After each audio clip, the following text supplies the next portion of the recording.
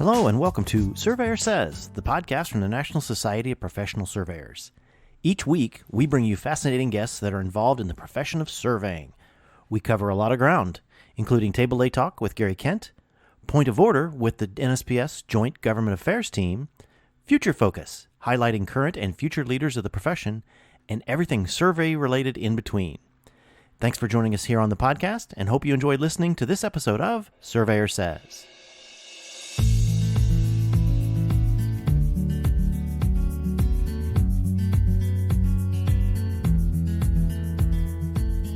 Hello, and welcome to another episode of Surveyor Says. Once again, this one has a little international flavor, except we're going the other way this time. So instead of the either of the Ball sisters in England, we're going down under with Miss Peta Cox.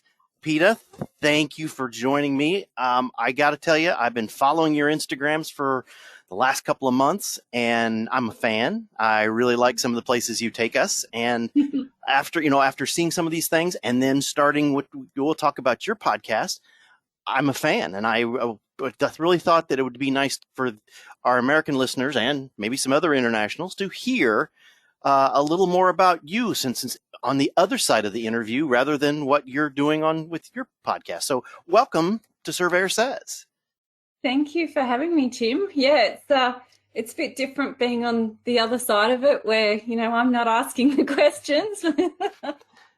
And, it's also a little strange. We were trying to coordinate this, and the fact I had to wrap my head around the fact that you're 17 hours ahead of me, which is, it's not time travel, but it's still weird that, you've got the morning sun coming up and I'm ending my day. And it's just, like I said, it's just a little bit strange. So, okay, so tell us, where are you located in that wonderful continent of Australia?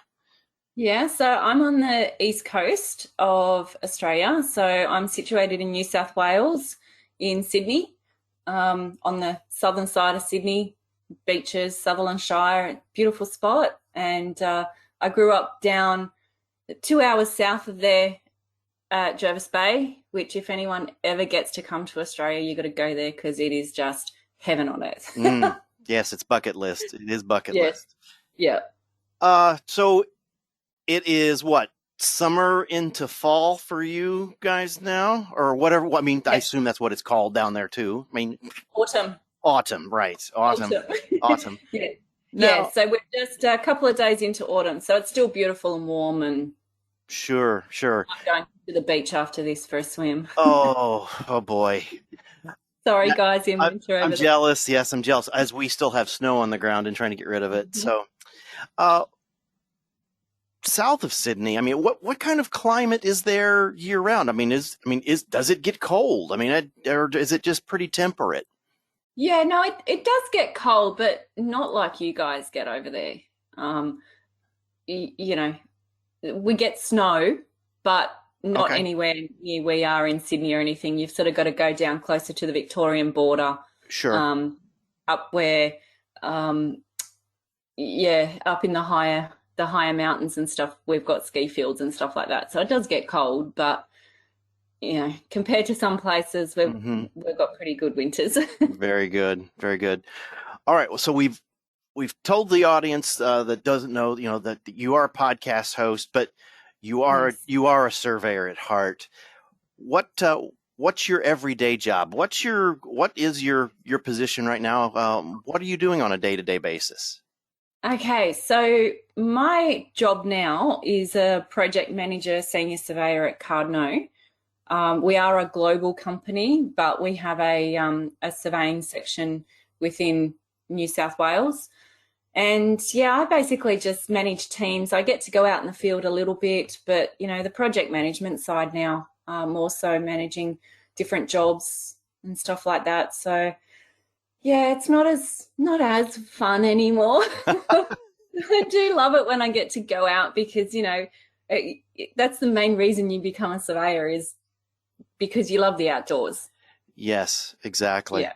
Exactly. Well, like I said, then that's part of what drew me to want to talk to you was your Instagram and some of your project adventures. Yes. Wading through dirty rivers and stuff. That's a first for me. That's a first in 26 years of surveying. Really? Okay. Yeah. Yep. So I've basically, been a land surveyor, worked with a small private company most of my surveying career, doing boundaries, details, identification surveys, small high rise, that kind of stuff. Before I moved on to become a TAFE teacher. So this is, coming back into the private sector and getting to do these projects. It's allowed me to, do something different, which I actually really enjoyed. Well, good. Mm-hmm. All right. So always the main question of when we jump into these things, how in the world did you find surveying, or surveying found you, or however it came all together? How does a young girl in New South Wales come to be a surveyor? Okay, so I finished school in 95 and went to university in Newcastle, which is 2 hours north of Sydney, and did nursing for a year. And I liked it, but didn't know if that's what I was going to, do for the rest of my life, and didn't go back. Second year, stuffed around for a little while, moved to Sydney, thought I need to get something behind me. So I applied for 2 different courses. One was surveying and one was landscaping, because I wanted to be outside. Mm-hmm. And I got into both of them, but landscaping was 4 years part-time and surveying was 2 years full-time. So It was just the luck of timing. That's how I fell into it. Okay. Absolutely clueless as to, what was really involved, but hey, I'm still here. All right. So after uni, where did you go? I mean, how did you get out into the real working world? Yeah. Okay. So uni was nursing, and my qualifications are vocational qualifications, so diploma level. Okay. So I didn't go to uni to become, to get a degree in surveying. Okay. Very good. We're a little bit different. I don't know how it works over there. I'm still trying to work out what goes over there. I didn't go to uni. Don't try to work it out over here. It's nuts. It's crazy. So, okay, so I'll stop thinking about it. Yeah, we can talk about that later. But yes. Yeah. I didn't go on to university because I didn't want to become a registered surveyor. That was, the main thing of going to uni, was to become a registered surveyor, and I didn't want that responsibility. So my cousin was doing university at the same time as me. So so I then applied for a few jobs, didn't get them, kind of came down to, the young female. I had a young child. I don't think they think they were all a bit worried about, having a young girl working for them. Yeah. So, I pushed on, got a job with the government for a summer job, and that kind of got the ball rolling. I then went on to Abbey Group Obayashi, which we did quality assurance surveys on a motorway, M2 motorway. Sure. And then I was traveling long distances to get to work, and I'm not a morning person. For those that do know me, for those that don't know me, I am not a morning person. So getting up and getting to work by 7 o'clock, having to get up at 5 o'clock in the morning, it's just, it didn't work. No. So I got a job close to home, which, was about 10 minutes drive. Yeah. Nice. I worked for Jonathan Keane Surveyors for 10.5 years. Yeah. Okay. And then I sort of did some dabbling in little bits and pieces, helped a friend out with their company, marketing, books, all that kind of stuff, and then thought, I need to do something with my qualifications. So I went to TAFE and became a TAFE teacher and spent 11 years teaching students. Very nice. The foundations.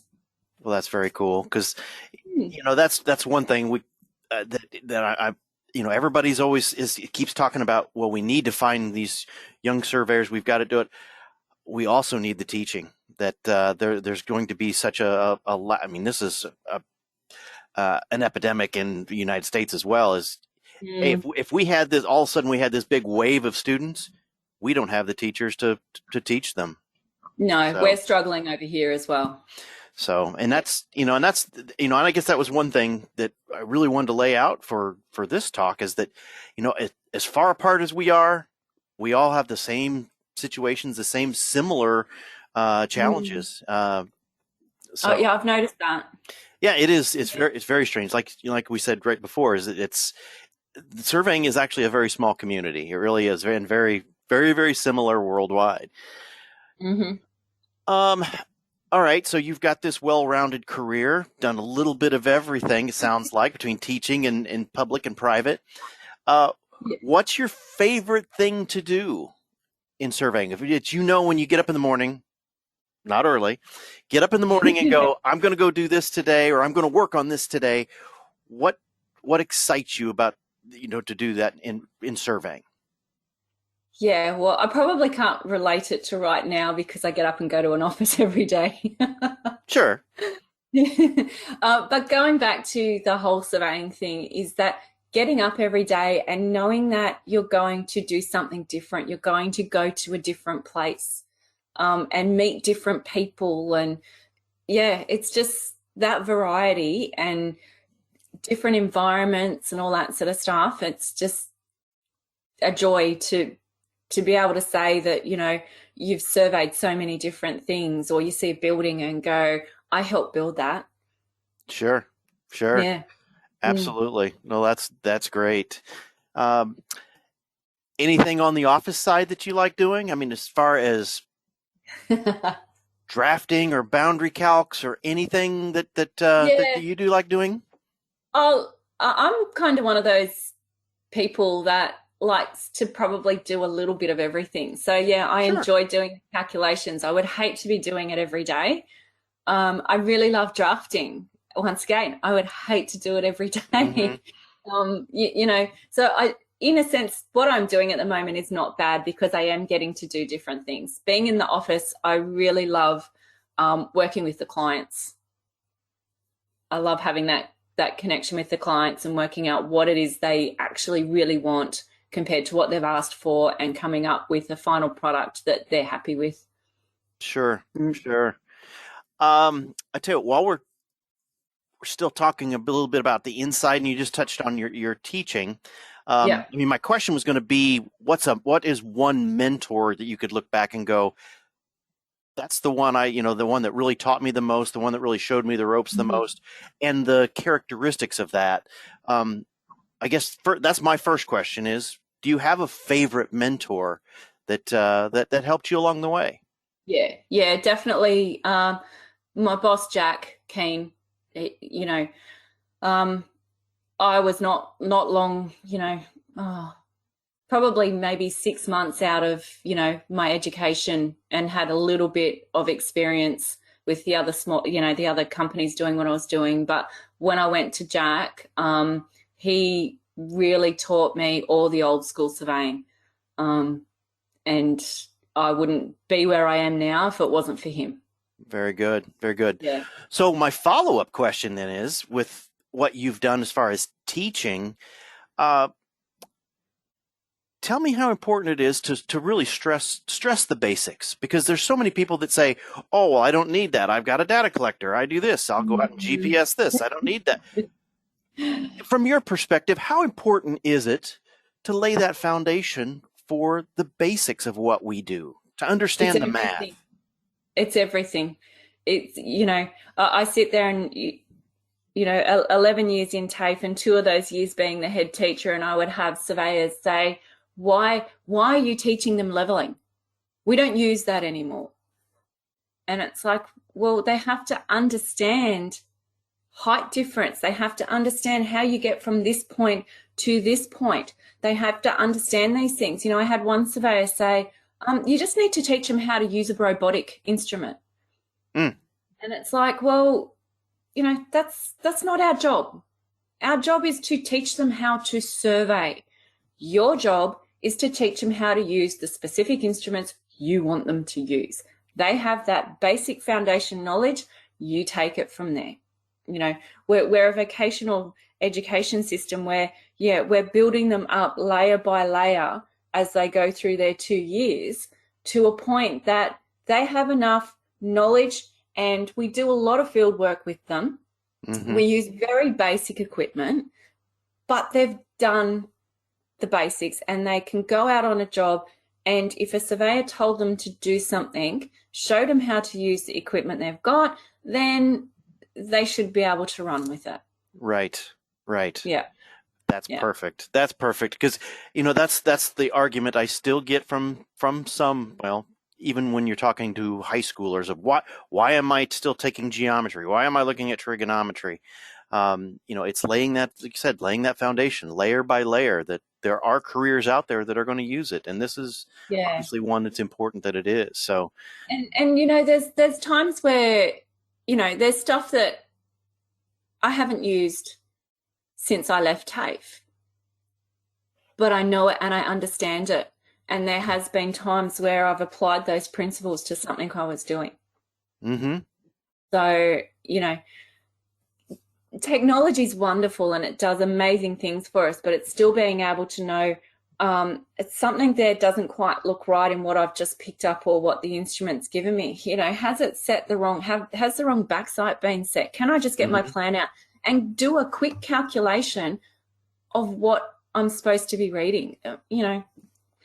I guess I'm a bit old school that way. Then there's nothing wrong with that, because it's exactly right. You're establishing this foundation for the students, that you're right, that if we just give them a data collector with coordinates in it and they go out and plug along and they don't realize their environment, they don't do their checks, that can be a whole bunch of wrong. And it's usually and it happens. Mm-hmm. It does happen quite a lot. It does. Yeah. Okay. All right. Well, you're a practitioner by day. Have done some teaching. You've got your pulse on on surveying and how it's going in Australia. Where is the future of surveying going, as far as the technology and the merging of some of the equipment we're doing with GIS, with the remote sensing, with all of this equipment? Are we looking towards a healthy future, or where do you think surveying is going? I think we are. I think we have to be careful with those blurred lines of, the people that come into using the technology but don't understand, what it is, what it's used for, or what the outcomes you're trying to get, in the sense of, are you working with a house on a boundary, on boundaries, or, what is it that you're doing? So I think there's always going to be a need for the surveyor. We've always got our, properties. We've always got, our high rise. There's all these different things. But, there's people coming in, that drones, the scanning, all that kind of stuff. But you still need to have a surveyor to do certain things within those jobs. Very good. And I guess from your perspective, I know what little I follow of the government down there and how they oversee. Shout out to Norelle. I want to meet her someday. I truly want to. Awesome. I want to meet her someday. I'm hoping to through an FIG thing. But as far from the government side and with datums and coordinate systems and things, how much of that? It's important here. We have it with state plane coordinates and things. How much does that come into play with just the daily survey down there? With tying into benchmarks, tying into monuments and things. Is that every survey every day? Yep. That's awesome. Yep. So, whether you're using an instrument and setting something out, or defining boundaries, whether you're using a GPS and doing a detailed survey, or, doing checks on things, it's all connected into our system. Very good. Across New South Wales. We have this massive system across New South Wales. So any time that a boundary is being set out, if you're different to what the deposited plan is, then, you've got to work out, why are you different to this person? And then depending on what it is, you may have to end up doing a whole new plan of redefinition to redefine the boundaries if you cannot work out what the other surveyor's done. So it's not like there's three pegs in one place saying, I say it's here, I say it's here, I say it's here. No, there's one. Very good. I wish we could come to some solution like that here. The pincushion effect. It's just my survey is better than your survey. It's crazy. So yeah, it is quite interesting.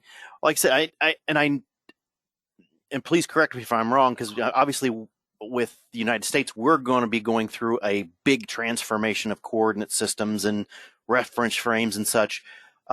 Isn't there a few things going on in Australia that they're modernizing a few of these systems down there? Yeah, we've just moved to what's known as GDA 2020. Okay, yes. So we basically have gone from, now, I don't want to get this wrong, and Narelle will probably chastise me for it if I say it wrong. So I'm going to be really, really vague in what I say. No, that's fine. So basically we had a fixed system, and because, the movement, the earth rotation, all that kind of stuff, our coordinates have actually shifted.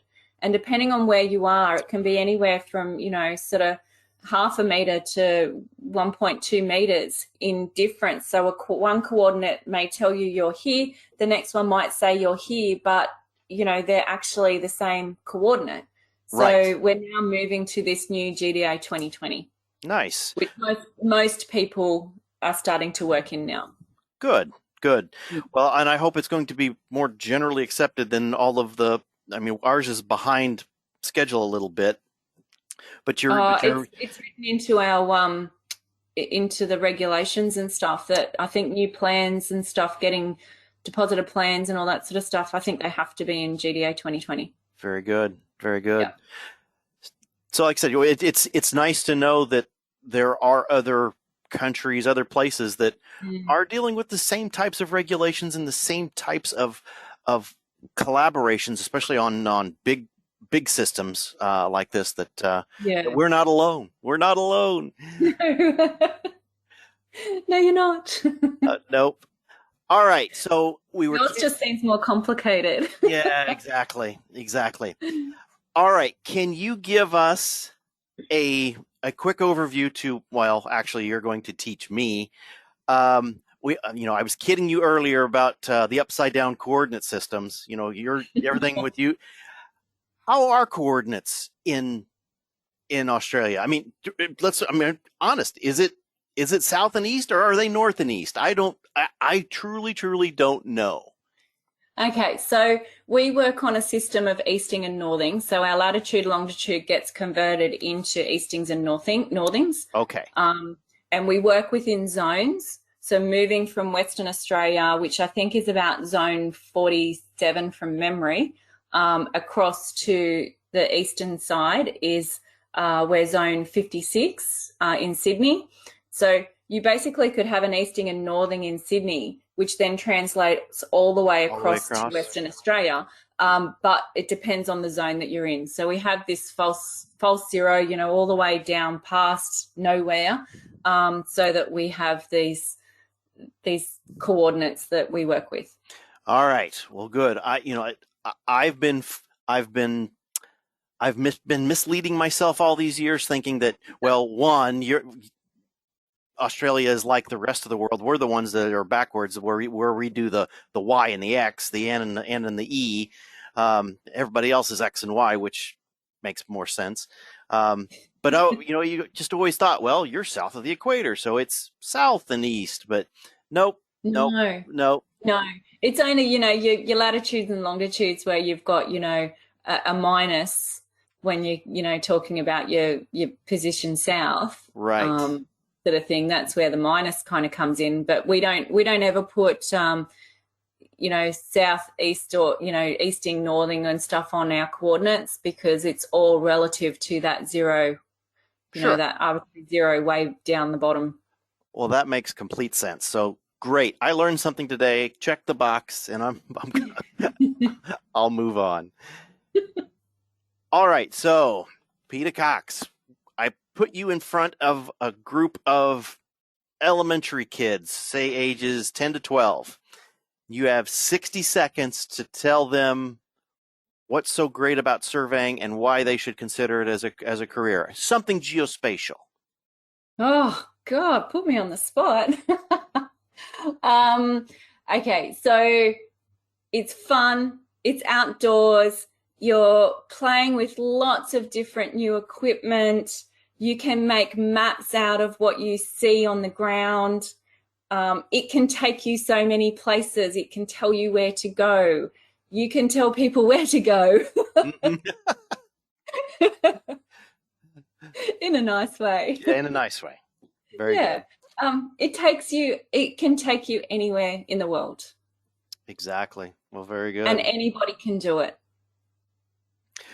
Okay, and that's less than 60 seconds, but that's what I got. You know what? That's perfect. I mean, that's what they, what they call your elevator speech, that if you had to just sell it right then and there, you know what?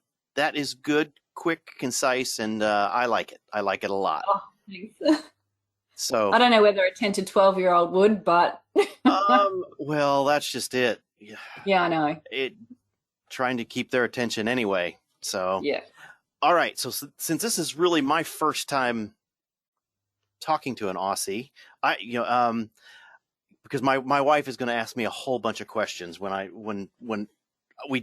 talk about this tonight. Yeah. I got to know, are kangaroos and koalas as mean as they say? They're cute but mean. They are cute but mean. So my nan used to live on a golf course, and they used to jump the fence and be in the yard, and you might want to throw some food to the kangaroos, but you wouldn't want to walk down. Some are friendly, but if you get one of the big boys, he's quite easily just up on his tail and kick you, and they've got really sharp claws and they could do some massive damage. So, if you want to pat a kangaroo, do it in a controlled environment. And koalas, well, you don't see that many of them around. They're hiding in the trees, but they too have very sharp, long claws, and yeah. So best if you want to see one of those, go to one of the parks that look after all the beautiful animals. I know I'm digressing from the survey talk, but it's so fascinating for us Americans, some of this stuff, because you just the what do I want to say, the illusion of Australia and how cool of a place it is. It's on my bucket list. I still want to get down there someday, because you got to come get to the beaches. It's all right, a good place to be. Do you have a final parting shot for a piece of advice for a future surveyor? Yep. What are you waiting for? The world is at your fingertips. You have endless possibilities in so many areas, and be part of one of the oldest professions in the world. Find what you're good at and just go for it. You can do anything that you put your mind to. You know what? That's wonderful. That's perfect. I like that. I like that a lot, because there's a lot of things that the kids can get into, and like you said, because of what possibilities we have with this career. Obviously you and I enjoy it, and it's not for everyone, but I don't know. It's a pretty good career. It's a brilliant career, and it might not be for everyone, but the amount of I've got kids aged from 16 up to 28, and my middle boy, some of his friends one day came over, and one of the girls was like, "Oh, what do you do again?" And I'm like, "I'm a surveyor." And she's like, "What's that?" Mm-hmm. And I told her, and she goes, "Oh, isn't that what boys do?" Oh. Girls can't do that. And I went, "Well, I've been doing it for a long time, and yes, you can. You can do whatever you want to do." Mm-hmm. I'm just like, I was absolutely dumbfounded when that came out of her mouth, and I'm like, something's got to be done about this. Yes. I'm I pushed, the women thing and everything. I honestly believe that you need the right person for the job. I don't believe in numbers in the sense that, you've got to have X amount of males, X amount of females, all that kind of stuff. Diversity is great. I really do think that you need the right person for that job. But it is a job that we can do. Right. So, yeah. And as silly as I make the comparison when people say that sometimes about, it still really needs to be male dominated, male driven. I mean, yes, there are going to be times when we do need to cut a line through some hardwoods or whatever, but there's not so much of that anymore that it used to be. And I liken it to, the old factories before there were robotic machines and various automated things that, okay, some of these things took just brawn. Surveying's not that way anymore. It's about a lot of brain power. It is, but Tim, I've cut lines. Well, yes. No, I'm not saying you can't. Absolutely. That's what I mean. You got to have brawn. Well, I might not be able to do it now as I'm getting older, but, in my 20s, I was cutting lines. So, mm-hmm. Oh, exactly. Anything possible. Exactly. But I guess my point was it's not such a predominant need like it used to be. No. I don't think. No. That it's and I get I keep telling people this, but I'm a second generation surveyor, and the surveying my father did isn't this. It's really not this. There's so many things. I mean, he never turned on a computer his entire career. I mean, it was all calculators and things between the computers, between the robotic equipment, between GPS, and now all the remote sensing and UAVs. It's so open for so many people, and we need to make sure that everybody knows that. Yeah, exactly. I agree. Totally. Yes, exactly. Well, there you have it. There's Miss Peta Cox from Australia. I appreciate your time. We'll let you get about your day as we wind down here in the United States. But I want to catch up with you again sometime in the near future. Let's get you back on, see where things are going, and well, most definitely, because we didn't talk about the food. Yes. Sport. What else didn't we? We haven't done a few things, so I'm going to have to come back. Yes, absolutely. Yes, we will do that. I wanted to cover the surveying stuff. I teased it with all the football and food stuff, but wanted to make sure we covered the survey stuff. All right, well, let's cover one thing with sport. Yes. We have Rugby League here, and my team is the Sharks, and it's only because I married into it. There you go. Otherwise, I wouldn't get. No, yeah. There's a big rivalry in mostly New South Wales. There's a couple of teams in other states for Rugby League. Sure. But yeah, and there's a few soccer teams, or you call them football. Yeah, AFL's big. Yes. We'll cover more of that next time. I'll do some study on the sports that I don't know about. There you go. Now, how big is cricket there? Is cricket pretty big? Yeah, cricket's big. I don't like cricket. Okay. One thing that I cannot stand. But yes, it is big. I've never tried to understand it, so we just deal with our baseball here and go from there. Yeah, baseball's pretty cool. So, all right, well, we'll let you get about your day, and we will catch up again. So once again, thank you for taking time out. Thank you for putting on a great podcast that's Defining Boundaries. You can find it out on here. You pitch it. It's your podcast. You pitch it. And all your socials. What are all your socials? Gosh, okay. All right. So Defining Boundaries can be found on pretty much nearly all of your platforms. And if it's not, let me know. I'll try and push it to where you need it to. It's basically about people within the surveying industry, not about where they work. It's about who they are, what they love. It's about them. So those stories needed to be told. So, hey, I'm doing it. Socials. Okay, so I have Instagram. I'm Survey Geek Girl.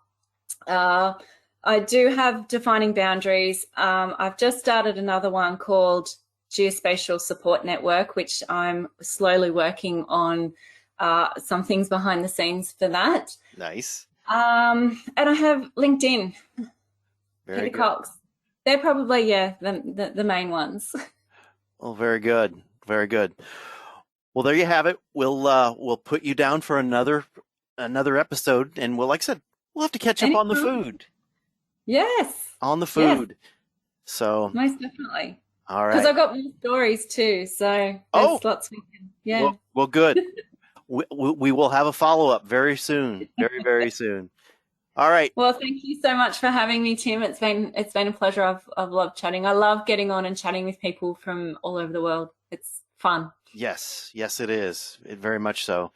And Norel, if you're listening, I'm coming for you. I want to meet you. I want to talk to you because you're a wonderful for the profession as well. So he is. And can I just say, well, yes. I've already had it on twice on my Defining Boundaries.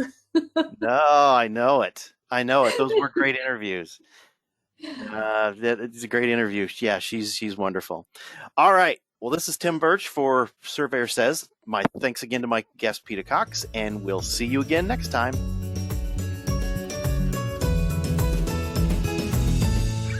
You've been listening to the Surveyor Says podcast, brought to you by the National Society of Professional Surveyors. If you have any questions about today's episode or any other topic, please email us at info@nsps.us.com, and we are here to help.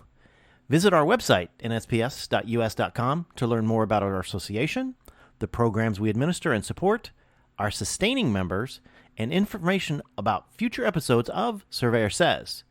Subscribe to the podcast on iTunes, Apple Podcasts, Google Play, iHeartRadio, Spotify, as well as our podcast host, Podbean. And remember, it's a great day to be a surveyor.